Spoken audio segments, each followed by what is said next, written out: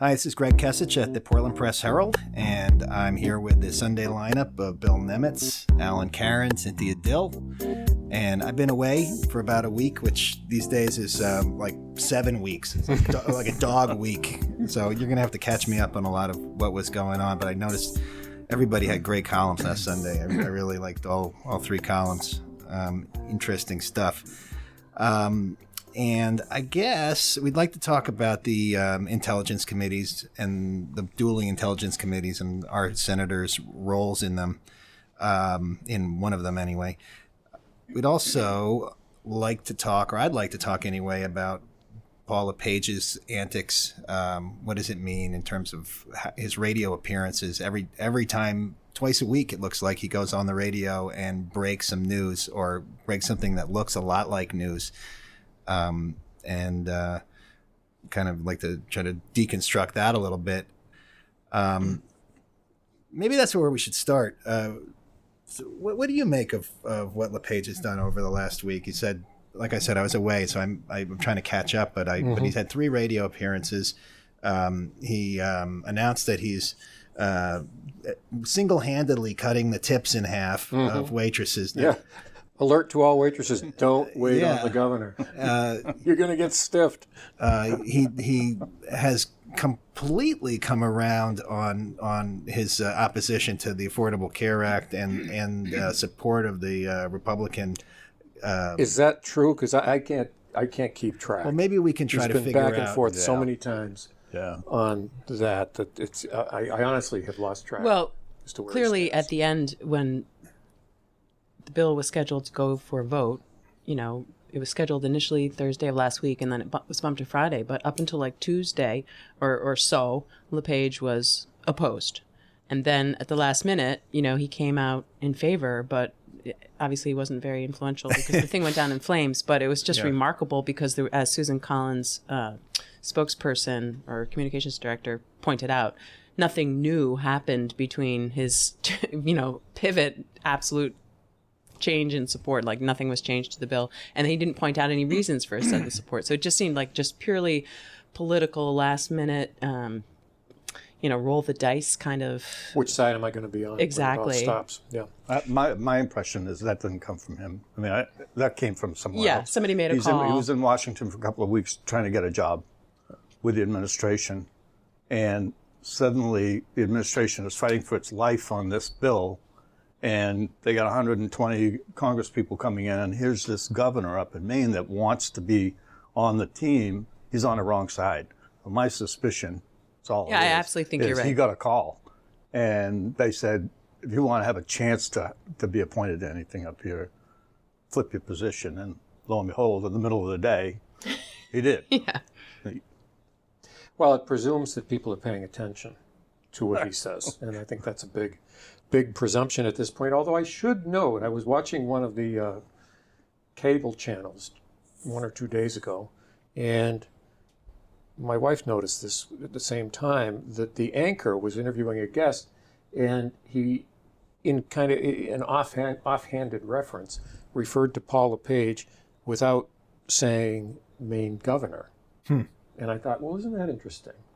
That apparently his name recognition has reached the point now where you no longer have to identify him. But that said, I just don't think that I get the feeling that everything he says these days is calculated to align not with whatever the issue might be, but more with what his future might be. Yeah. And that I think that's one of the reasons it comes off as so erratic. Well, it's just him trying to be relevant. I mean, he just wants to stay in the news to keep his name recognition up. It's so obvious to me it's a personal relations campaign. I mean, he doesn't care about any of these things. I mean, he doesn't have any passion around healthcare reform. He never has. And now all of a sudden he has this new deal. We're going to have a single payer state funded system. Give me a break. It's just ridiculous. Right. It's a single payer, but nobody's going to get any. Right. Anything to avoid expanding Medicare. Well, right. Oh, and that's this is the point I want to make, which is so interesting, is that it's presumably, if in fact he's just trying to stay relevant and this is his personal relations campaign, and he's going to run in 2018. Now there's going to be the question on the ballot as to whether or not to expand Medicaid. And you have the hospitals going to come out and say, look, the governor's been opposed to expanding Medicaid for the last 8 years, and we need to.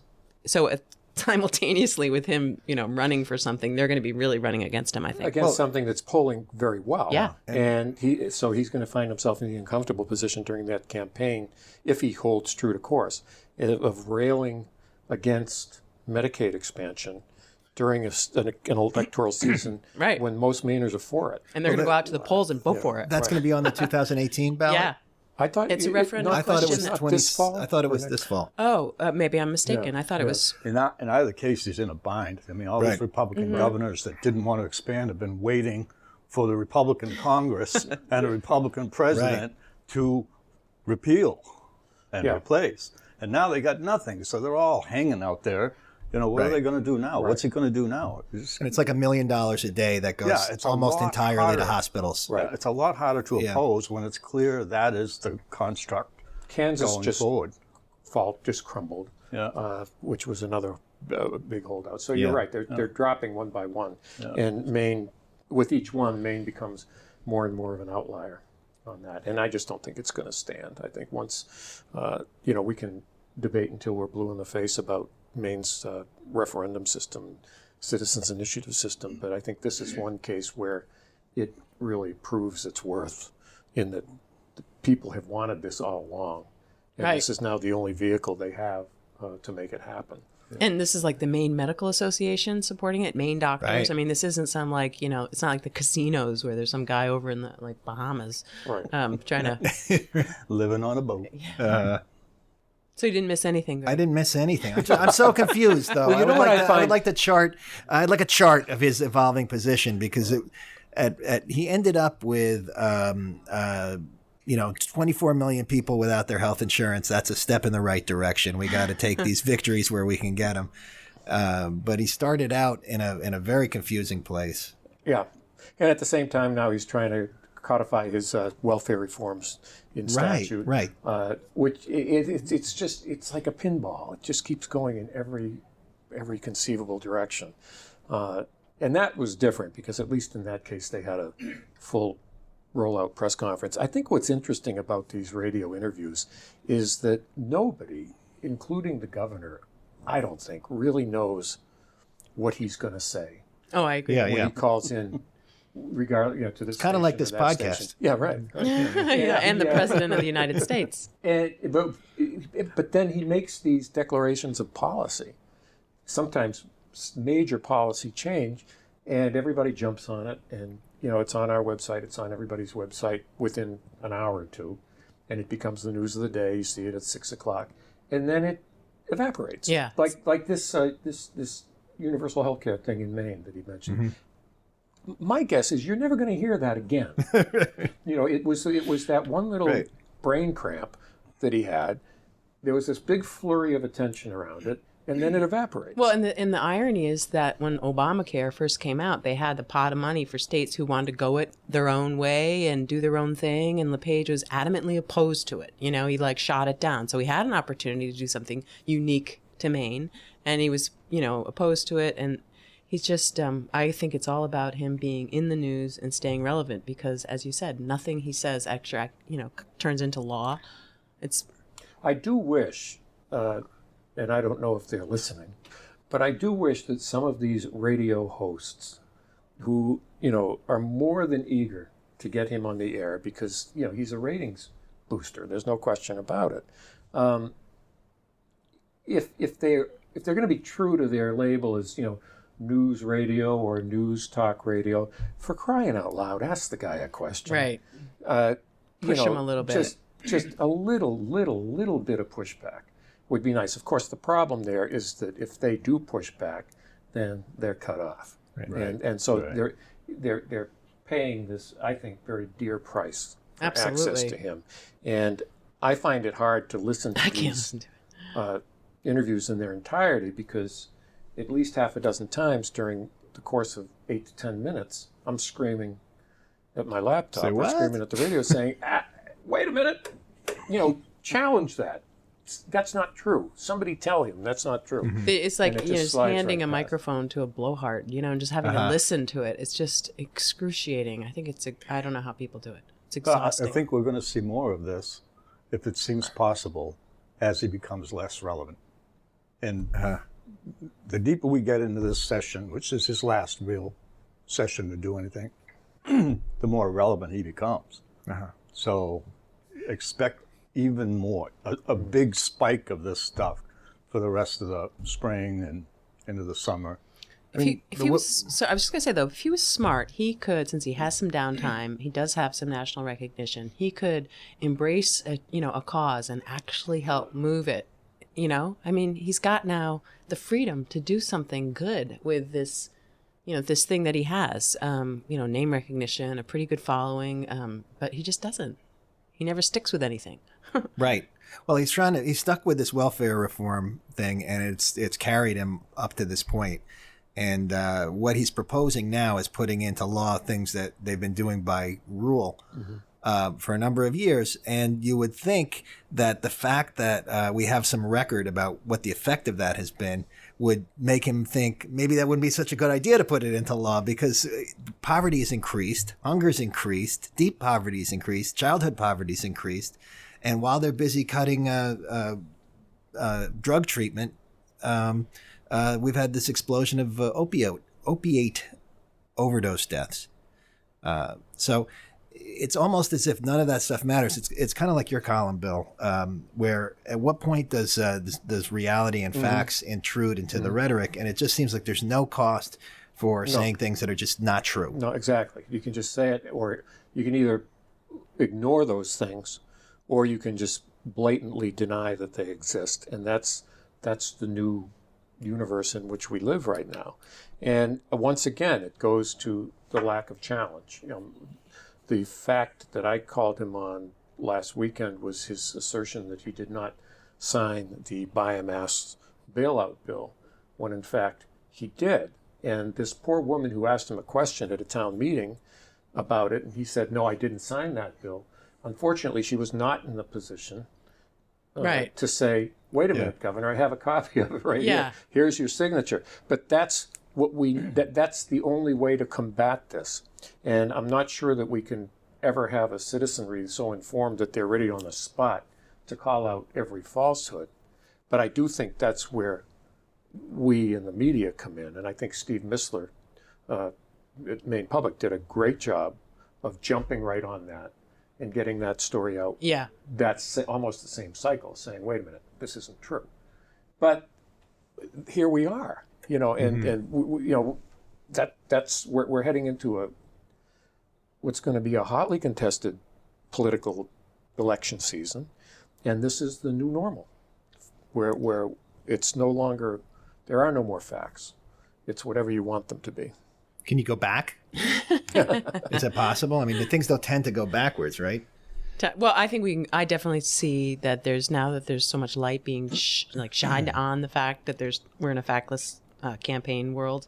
I mean, you see companies like Facebook and Google trying to decrease the number of fake news outlets. You see companies like these investment companies who are now taking flack for having their, companies associated in advertising next to fake news sites. So I do think there's going to be a coming around to people being more careful in the next election, but you can't control a candidate like Paul LePage. I mean, right. I mean, the ideal, you want to get back to people, and some people pointed out after I wrote that last weekend that, hey, are you suggesting that this is the first time politicians have lied? Right. And I wasn't, but we've reached a new level absolutely of denial here, where things that are easily and demonstrably untrue, easily proven untrue, are now being thrown out there as fact, such as, I did not sign that bill, when his signature is right there for everybody to see.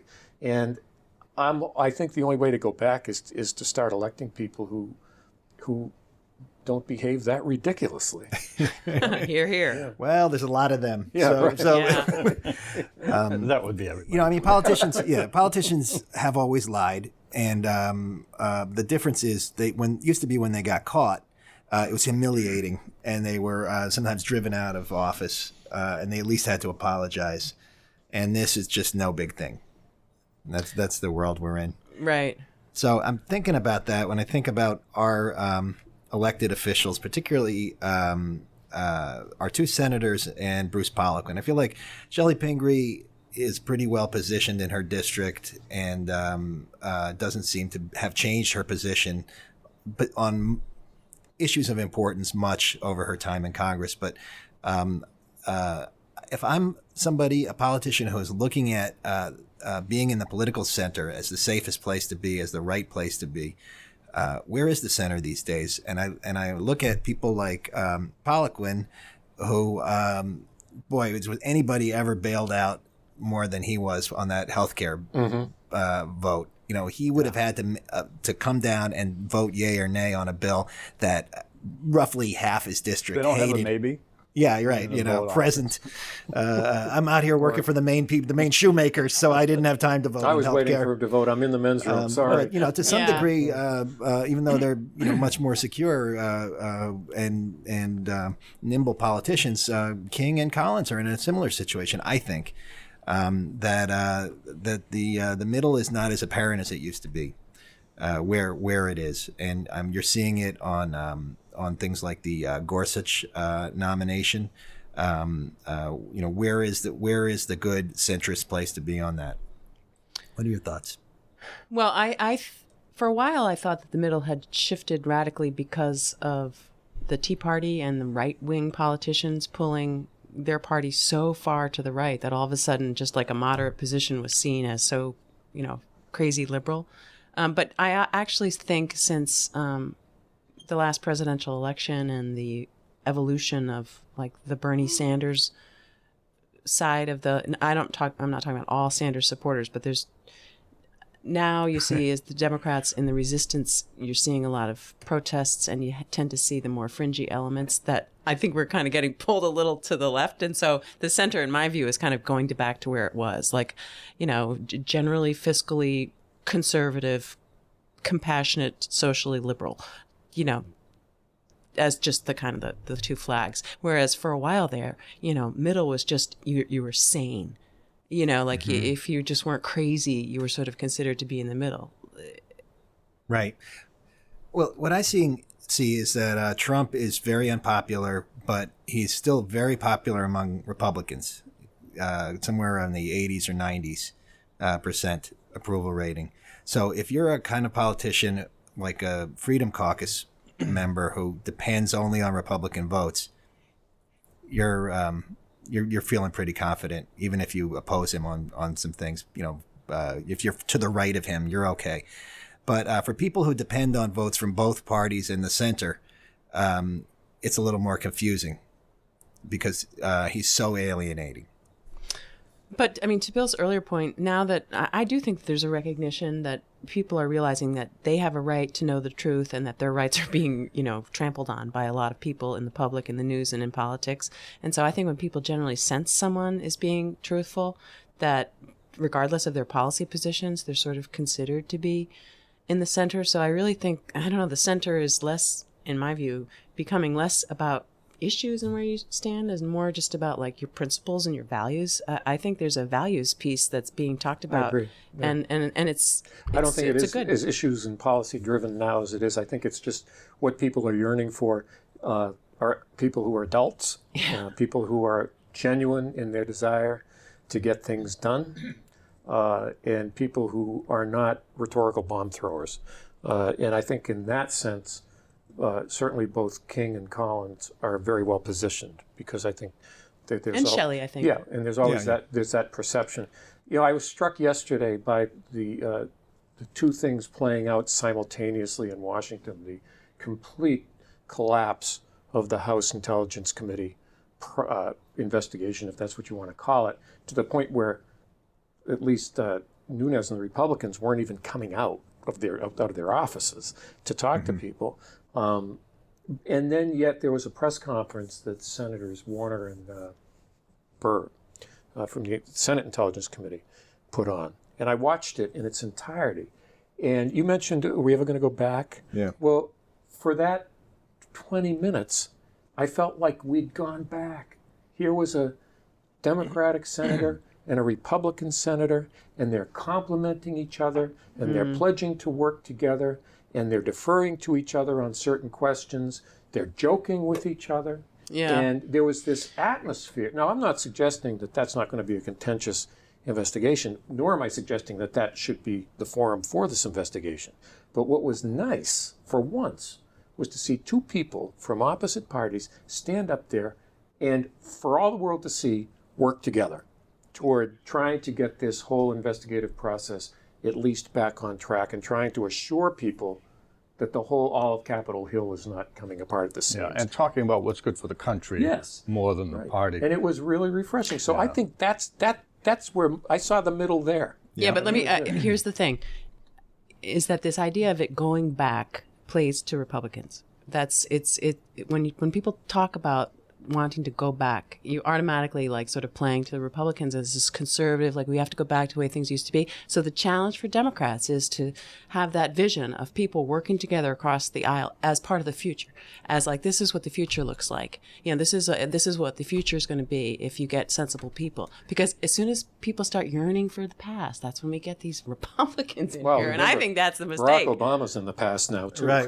Yeah, I know. But Get some nostalgia his there. strong suit wasn't necessarily working with Republicans. On the original point, I think that our senators are pretty much squarely in the middle of the spectrum right now. If some people count the middle as the distance between the parties, but if you think of it as the distance between the extremes, which is the way I think of it, that element is actually growing right now, thanks in part to Donald Trump. I mean, he drove a lot of people to be concerned about the far-right positions, and then last week he was fighting the far-right within the party. And so who knows where all of that's going to go, but all of it just drives people like the senator you just described towards the relative center of their party.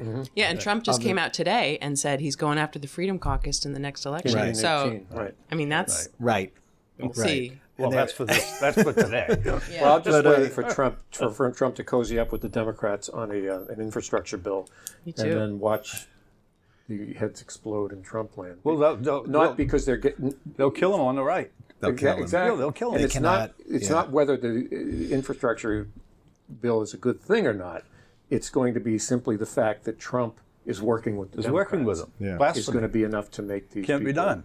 lose their minds. And I don't think Trump gets any of this spectrum. Well, in right. that sense, I mean, I really don't. No. To say I'm gonna work with Democrats, like all of a sudden, after all of this, all the things you've said, you're just gonna like sit down and be chummy with Democrats. That's the way he is. Right. Yeah. You're my enemy today, you're my friend tomorrow, depending on what I see is the shortest and most direct path to what I want. Yeah. And I mean, you can go back to people like Tip O'Neill, and I mean that's how they did business. Mm-hmm. Right. So the fact that he's willing to suddenly lurch from like the Freedom Caucus to Nancy Pelosi, I don't think is that all that unprecedented. Yeah. Yeah. Well, no, but I just don't think you can do it. I don't think you can do it. Yeah. I don't think you can pull it off. The infrastructure bill may be, we'll know this better in about 6 weeks, I think. It may be the only thing they can get done in this term. And they cannot get it done without Democrats. And so talk about working your Democrats way into a box. aren't going to vote for what they were proposing during the campaign,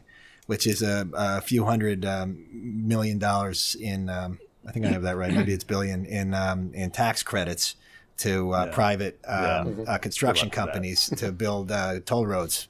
Right. It's privatization of our and they're calling it $1 trillion. If an infrastructure bill comes out of Congress, it'll be essentially the Democratic bill that the Republicans have vetoed or refused to hold hearings on for years. So how's that going to work for the Freedom Caucus? But back to Bill's point, about that press conference, I had a similar reaction to you. But I also talked to people on both the right and the left who see that as the problem.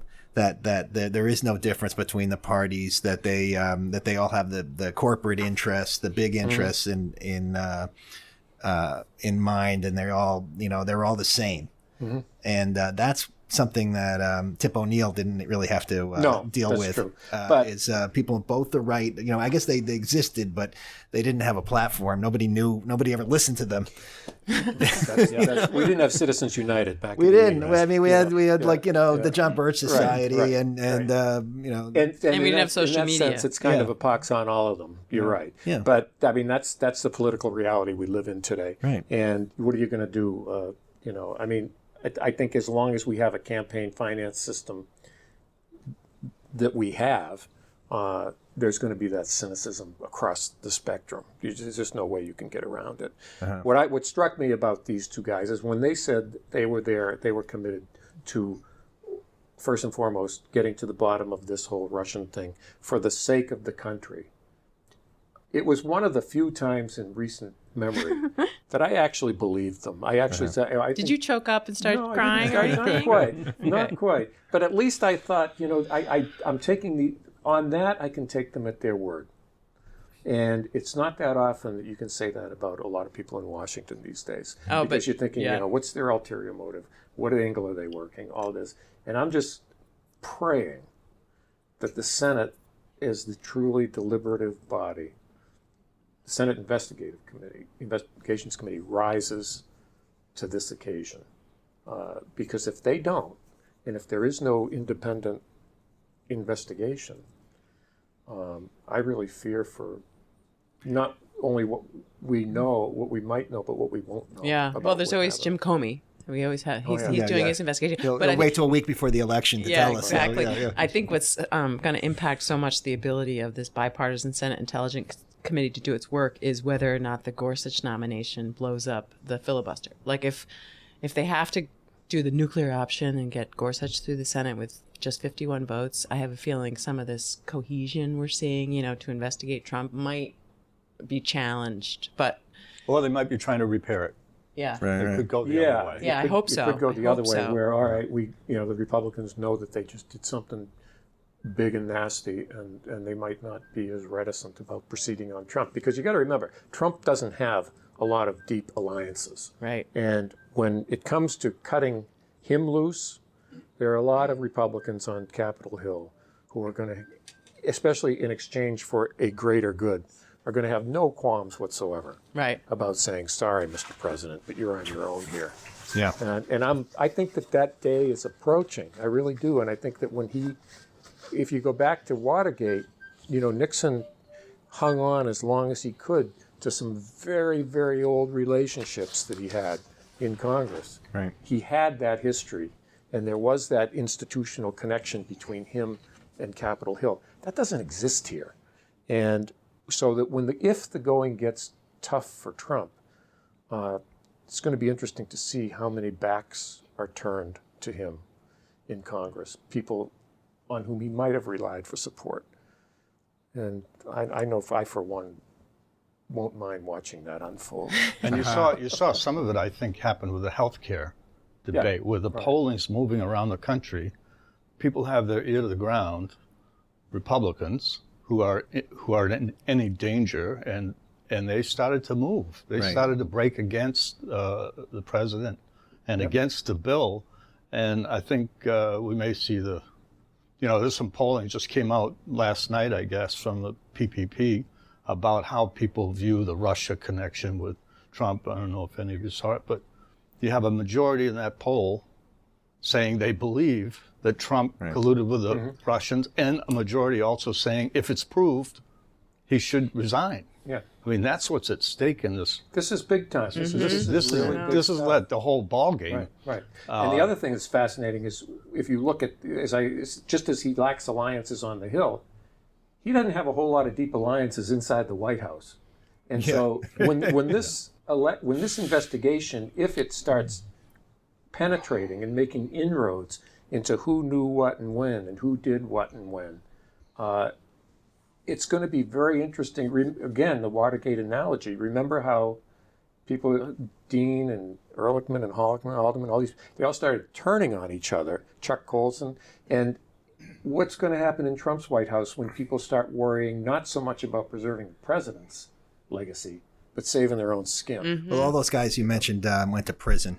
Right. which really gets your attention. Yes. You know, Exactly. And you'll And see that's when the it was a early public indicator of that prison. in Congress, I think, and the Senate. I think you'll see people peeling away there first I would because think they so, have yeah. something at stake in the next election. But And then this- eventually you see it within the White House. Right. But- But it's So the why- House who would have to do any sort of impeachment proceeding, and that's what's, I don't know, it's interesting to think about, because talk about collaboration. I mean, if the Republicans can't repeal and replace Obamacare, they're not going to impeach, Trump. But you'd need a bipartisan coalition of Democrats and Republicans, if anything like. I mean, if some investigation revealed. Unless whatever, if it came to that, there's always the possibility that it would extend beyond the midterm. And we don't know what the calculus is going to be then. Yeah. So, stay tuned. Yeah. so why does he have such good numbers with Republicans? I mean, who could look at the last 60 days, 65 days, and say, "Hey, pretty good job"? I think it's still because he's not Obama and he's not Hillary. I think there's still that echo from the fall. So what's going to change? He's never going to be Obama. When he really doesn't deliver on jobs, when he really doesn't deliver on immigration, when he doesn't build the wall, when tax reform goes up in smoke, we've seen essentially one or two big failures so far, but when those start stacking one on top of the other, and he starts building a legacy of failure due to his inability to navigate the political currents in Washington, I think they'll turn on him. I wonder if he's going to, I hope, though, that he does figure out, I mean, he's a pretty quick study. The guy has dealt with people all around the world and has been amazingly successful in negotiations, whether it's good or bad. He bullies, I mean, he does a lot of litigation, but I mean, the bottom line is he's got. You can't stiff your contractors. He's, he's You want to get paid? yeah. I just wonder if he's going to, what I hope, and I wrote about this, is that I hope that he takes this repeal and replace debacle and picks up a few clues about how to navigate Washington and takes some of the advice he's been given. I mean, he's got to fire Bannon eventually. He's got to clean house a little bit. I think he's going to realize that. I think he's going to realize, who am I surrounded with? Why am I getting this bad advice? And maybe cut some deals. I don't know. I hope so. Well, that's the big speculation. Who's getting blamed for? Because it's obviously not Trump's fault. Right. Well, Right. Priebus seems to be the one. Priebus seems to be the one, and he's connected to Ryan. And it struck me that the healthcare bill shows what's weak about our campaign financing system, where a handful of very rich people, oligarchs, have a huge amount of outsized amount of influence and make legislation that nobody likes. Nobody asked for this. Only this is maybe a step in the right direction for some big donors, but it's not really anything that doesn't really solve anybody's problems. And that's, I think, what the brick wall they're going to keep running into on policy is that the policies that are good for the Koch brothers, although I guess they didn't like this bill. The Mercers. Yeah. Yeah, right. Whatever's good for the Mercers, Right. which, who knows? Yeah. Yeah. Yeah. It's not going to be something that's universally popular. Whereas Bannon strikes me as the one who can really kind of ring the populist bell, and might come up with something different on healthcare than what the arguments we've seen for the last 8 years. If A Bannon is the Mussolini architect- style. Yeah, I was going to say, if he's the architect of health The reform, Mussolini made the God trains help run us. on time, so that's That healthcare stuff's so complicated. yeah. Who knew? Who knows? Yeah. Why didn't they tell me? Yeah, try the tax reform thing. I know. Mm-hmm. Try deficit funding of a military expansion.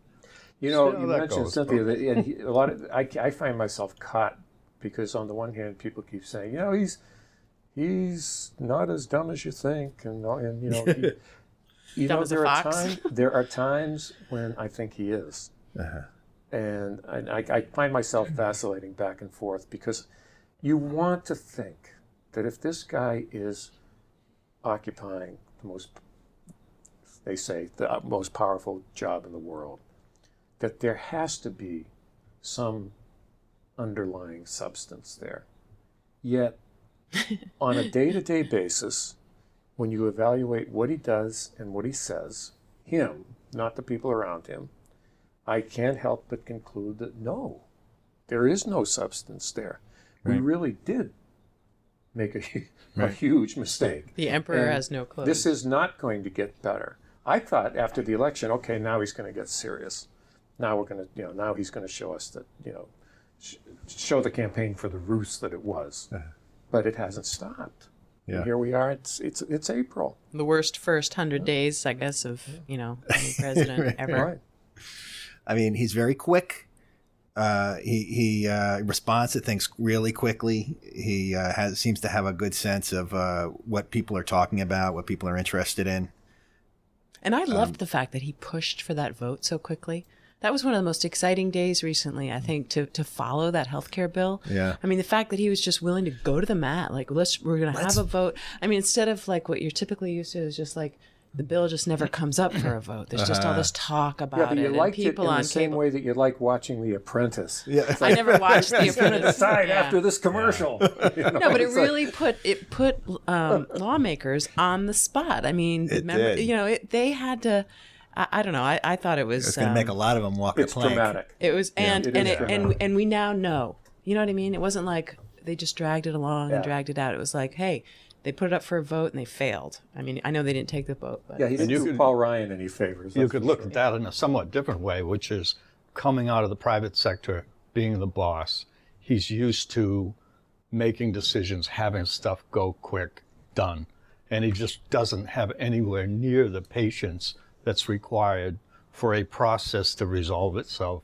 And if that's true, then he's going to do that again and again and again, because I don't think anybody in the White House controls him. Right. I think he's just instinctive and and they impulsive. can't, yeah, really. and they can't really make the kind of deals that he's used to making. Like, Right. although I guess the healthcare bill, when it finally was about to come up for a vote, there was these little things, like upstate New York is going to get, Right. an extra state park. That's not exactly it, but there was a little bit Stop of bacon spending money on built women. in. We'll That never, was- we'll never know. Right. But, Isn't that good enough for you? No, you guys want everything. But that is the difference between the private sector and politics. I mean, look how long Obamacare took. And now it's, fait accompli, it's the law of the land. But if you go back and look at how many months and months and months it took for that process to unfold, it's not as exciting as a Thursday evening ultimatum vote on There was- Friday. there or was It else. was really Excitement, actually though, it was yeah. actually years. It years, started right. after the Goes back to Clinton 2010. the Goes back Clinton to Nixon. campaign fell apart. Yeah, but the final But- vote was exciting. Remember Scott Brown? Yes. That was Yeah. pretty exciting. But, and then but there's a Nancy- process right. that leads up to that. And for him to think that he can short circuit that entire process and condense it down to essentially a few weeks, if not days. Well, this is the guy who said it would be Absurd. better and cheaper, and everything would be covered. So he's good at reducing things down to elemental, but that's not the same as delivering a bill. But the Democrats had producing just had sound a policy. had a presidential It's sound primary bites. in 2008. They had just had the primary where both candidates ran on healthcare plans that were very similar, and there was a consensus around them.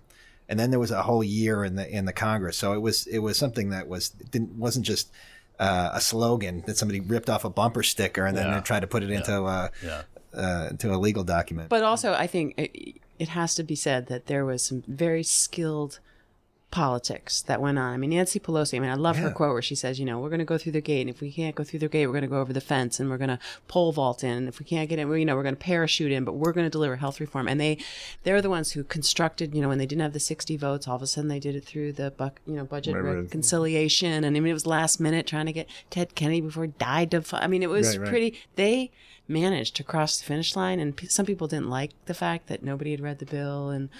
But still, they got it done, and I think now people are realizing, wow, that wasn't as maybe as nefarious as people are suggesting. It was what you have to do if you're going to pass legislation in this and a lot day of people age. lost their seats. Yeah, Right. There was a price. yeah.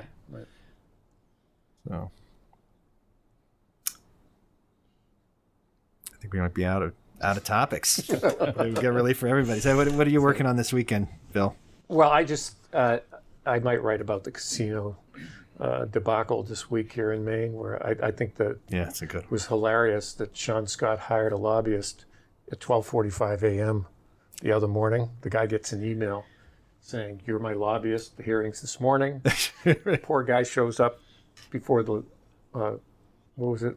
State and Veterans local, Federal, I think. what was it? State and local, and it says, I've been involved in this for all of 4 hours, and then proceeds to answer I don't know to pretty much every question that he's asked. But the point that I think is worth making here around the casinos is that, we all know this Sean Scott guy is, a questionable character in terms of his practices here in Maine and elsewhere. But what this demonstrates is the price that Maine pays for never passing a comprehensive gambling and casino policy in the first place, to where these guys can hire a lobbyist, tell them to get in the car right now, go up to Augusta, and basically flaunt yourself, at these guys, and tell these lawmakers, here's what we're going to do. There's nothing you can do to stop it, and you could not be more irrelevant, and get away with it. Yeah, because there's nothing in Maine statute to stop them. Right now. Except for one thing, and that's passing a competing question. Right. Which I hope they do. Yeah. And I've got my ideas about what a competing measure might be. All having to do with Sean Scott. Alan? I'm writing the Optimist Guide to Trump. Oh, thank God. All the great stuff that somebody like Trump does over an extended period of time. If you scope back, the pendulum gets pushed too far by people like Trump. It inevitably swings back, but people like Trump are also unifiers. And the guy is galvanizing literally millions of people around the country, both moving the polling and in various forms of activism. So the optimist view of Trump is, who could have imagined it would be so great in the first 2.5 months? That sounds like a good I like one. your That is style. very optimistic. So I have a question. So if Trump loses, who wins? Is there a zero-sum game here? Within Republican Party or No, within the political world. I don't know who wins personally, but I think there is a resurgence of values happening in the country, and I think people are reasserting themselves, being reinvigorated about the things that make this country what it is. And I think maybe a lot of folks have become complacent about country seems to be moving forward. We're advancing on various fronts. Everything's good. Then you have a guy like this remind you how much more work there is to do. So I think the winners are all of those folks who get the country back on track and move it forward again. And I don't know what form that will take 2 years from now, 4 years from now. But in the end, we'll look back perhaps and say thank you for gets waking people us up. Yeah, exactly. And I hope he might, beyond the leaders, it might make people more skeptical going forward. I hope more people would be more skeptical when the next Trump comes along. He will forever become, or for now, become the new point of reference. Right. Yeah. Exactly. For people that, We got trumped. remember what happened there. Trumpian. And that We people- tried this once. Remember how that went? And that people will no longer just, maybe I'm dreaming here, but will be a little more discerning in what they accept as truth and what they don't, and what they're willing to believe and what they're not. I'm afraid it'll make people more cynical and not trust anybody and devalue government in general as it's just this dead end. Worked for Paul LePage. Yeah, Got but that reelected. creates a vacuum. People have very low expectations for government at this point in Maine because of Paul LePage's leadership, telling us how terrible government is and proving it by the way he runs it. But cynicism does create a vacuum. And Does that sound a little cynical?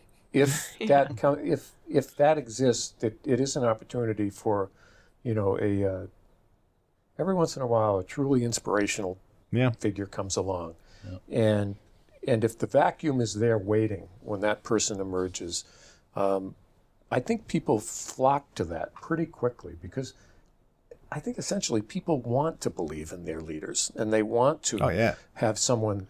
That's a whole nother column. And, so I think that, Delusional. with Trump, the other optimistic side to this might be that it sets the stage for whoever that person is. And I don't think you can look out there right now and say, this is the person. That's right. Yeah. Much like you couldn't with Obama back in 2003. Came out of. But there's someone out there who, if fate is smiling on us, will step into that. Yeah, and the people will first rally winner, around by that the way, person. is Obama. Yeah. Yeah. Because he becomes the benchmark before this one. For the transformational figure. Transformational and honest. Right. I mean, the further you get from that administration, I believe, the more the American public will appreciate it. Because of the contrast. Yeah, the contrast is just unbelievable. To Trump. So I think who's next in that leapfrog, I don't know. But I think Obama's winning every day right now. That Trump thing reminds me of something you wrote about earlier this year about sort of the requirements of citizenship get turned up a notch. It's not necessarily looking for the next leader, but there's a responsibility on everybody to pay attention. Yeah, I mean, see what's going on. participation in American democracy is abominably low. And hopefully you're right that Trump will get people up off the couch, realize there's a high price to pay for apathy, and get involved. I'm going to write about Congressman Poliquin's living in the Capitol building. Is that zoned correctly for that? I have some problems with that. He's not the only one. I know. A bunch of them do. I have some problems with that. So, And you want to share us you're gonna with have one to or read two? the columns. Okay. That's my teaser. He's going to dangle it up.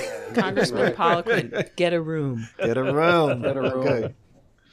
Well, I've been on vacation, so I don't know exactly what I'm going to write about, but it might have something to do with LePage's policy on tipping. It seems like this is exactly why you need to get rid of the tip credit, because you could work your butt off and deliver quality service and be very kind to the patron, and then he can just make up some rule in his head and cut your pay by half just because he feels it, because he personally doesn't think it's you the should meanest. I thought it was one of the cruelest things he's said in his entire 8 years. Like, you're going to pick some waiter or waitress who's making so little money to begin with, without health insurance, trying to support their family, no paid leave. Yeah. They don't get to live in the Blaine house. Yeah. And he decides he's going to punish these people. He's going to punish them to get at their legislator. That was the cruelest thing I've ever heard him say. And the only solace I took was he was probably lying. Yeah. Right. I'm sure and Ann pays the bill. He definitely doesn't have the power Ann to pays do the bill. Right. First lady, and I'm sure she tips 25%. Yeah. She's a waitress. They always tip. They're always great tippers. Yeah.